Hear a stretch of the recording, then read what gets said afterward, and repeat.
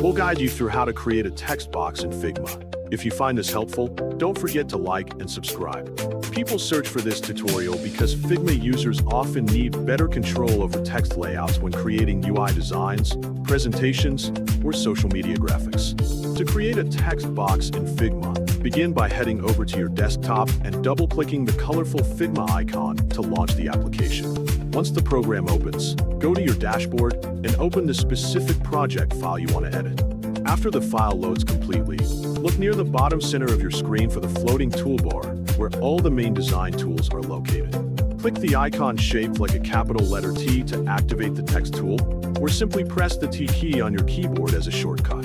Move your cursor over the empty area of the canvas where you want your text to appear.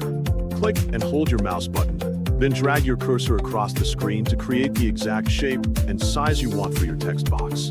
Release the mouse button, and you will immediately see a blinking text cursor inside a blue bounding box, confirming that the text area is active and ready for typing. Begin entering your text, and notice how the sentences automatically wrap onto the next line whenever they reach the edge of the box. If you need to add more content, you can paste a longer paragraph directly into the box, and it will stay within the boundaries you created. Next, move over to the Properties panel on the right side of the screen and locate the Typography section. Change the font family to a different style to give your design a fresh appearance. Click the font size number box and enter a larger value if you want your words to stand out more clearly. Scroll down to the alignment controls and select the center alignment option to neatly center your paragraph.